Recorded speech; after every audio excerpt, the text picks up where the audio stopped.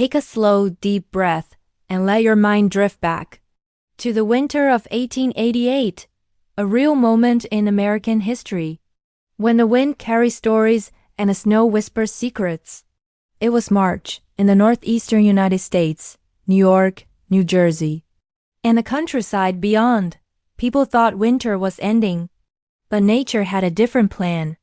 The air was filled with a sense of anticipation, a feeling that change was on the horizon, but no one could have predicted the scale of what was to come. The landscapes were just beginning to show hints of thawing, the promise of spring lingering just beneath the surface of the cold ground. People went about their daily lives, the rhythm of their existence steady and familiar, unaware that this rhythm was about to be profoundly disrupted. They lived simple lives until the storm that would be remembered for more than a century. Let's meet a few souls caught in this moment. Imagine Elias Carter, a young telegraph operator. His world was one of clicks and codes, connecting distant places with invisible threads of information. He was a calm and thoughtful man, his fingers dancing across the telegraph key, translating the world's news into a language of dots and dashes. Then there was Maria Hall, a schoolteacher in a small town. Her days were filled with the laughter and questions of children. Gentle and kind, she possessed a quiet bravery, a strength that she herself had yet to fully discover. And finally Samuel Brooks, a railroad worker. His hands were callous from laying tracks and maintaining the iron lifelines that crisscrossed the country. He was strong, built by labor, but his heart was as warm and kind as the fires that powered the great steam engines. These three, like so many others, were living their ordinary lives, completely unaware that they were about to become part of an extraordinary story. On the night before it happened, the streets were quiet, children played outside, and the air felt strangely warm for March. There was a peculiar mildness to the evening, a deceptive calm that lulled everyone into a false sense of security. It feels like spring is coming early, a thought that might have crossed Maria's mind as she watched her students head home. But for Elias, listening to the subtle hum of the world through his telegraph, something felt different. Maybe the sky is hiding something. A faint, almost imperceptible shift in the atmosphere, a subtle drop in pressure that only the most attuned would notice. The wind, which had been a gentle breeze, slowly began to rise, carrying with it a chilling premonition, a whisper of the power that was gathering just beyond the horizon. The warmth of the day was a fleeting memory, a final, gentle touch before the cold asserted its dominance.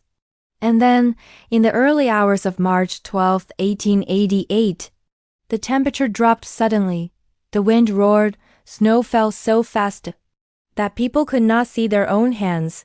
This wasn't just a snowstorm. It was a wall of white, a furious, blinding onslaught that descended without warning. The gentle flakes of a winter evening transformed into a blizzard of unprecedented ferocity. Visibility dropped to almost zero. The world outside the window simply ceased to exist, replaced by a swirling vortex of snow and wind. For someone like Samuel, who had worked outdoors his entire life and seen all kinds of weather, this was something new, something terrifying. Stay inside. The storm is stronger than anything I've seen. He would have known, instinctively, that this was no ordinary squall.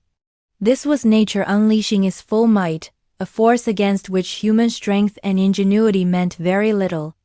The wind didn't just howl. It screamed, a relentless and deafening sound that seemed to penetrate the very walls of the houses, a constant reminder of the chaos raging just outside. In New York City, telegraph wires snapped, railroads froze, and streets vanished under mountains of snow. Some drifts were higher than a two-story house. The city, the bustling heart of American commerce and culture, was brought to a standstill, paralyzed and buried. The intricate web of communication that connected it to the rest of the world was severed, line by line. Elias would have felt this silence most acutely. The telegraph line is down. People won't know what's happening. The clicks and codes that were his life's work went dead, replaced by an unnerving quiet.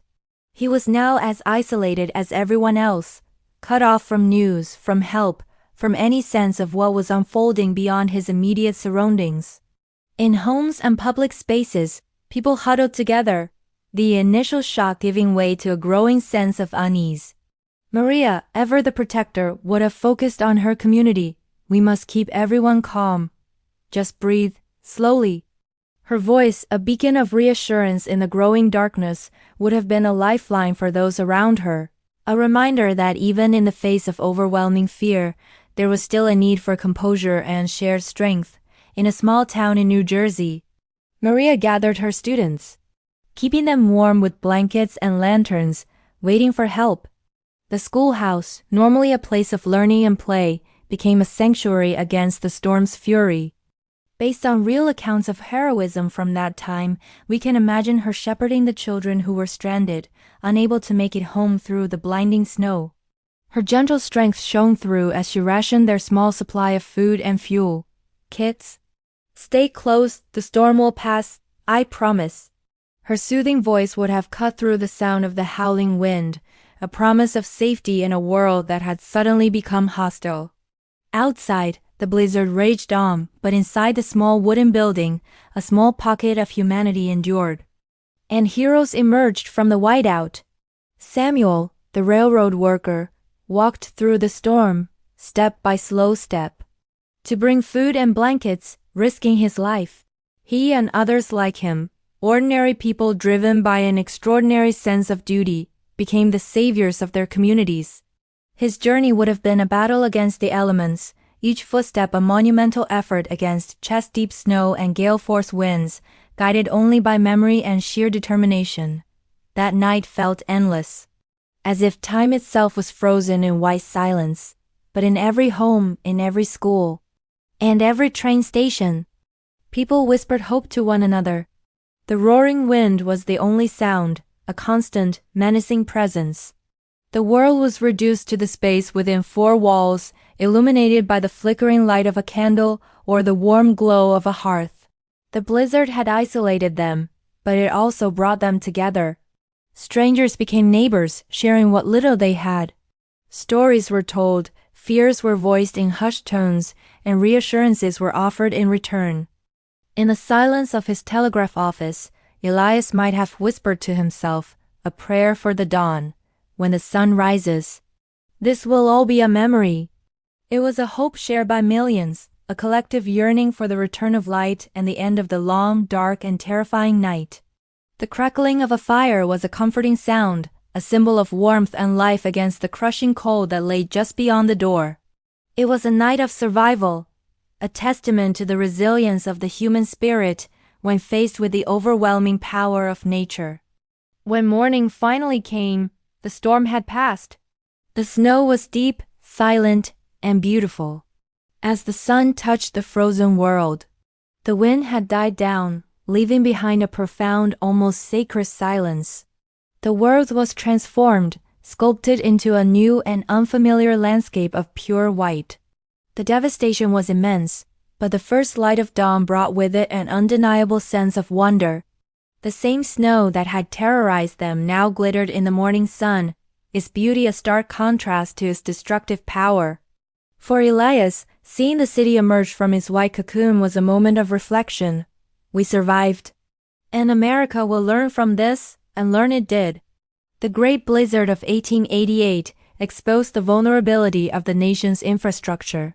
The snapped telegraph and telephone lines led directly to the decision to bury these vital communication networks underground in major cities, a change that would protect them from future storms and shape the development of the modern urban landscape for decades to come. And so, the Great Blizzard of 1888,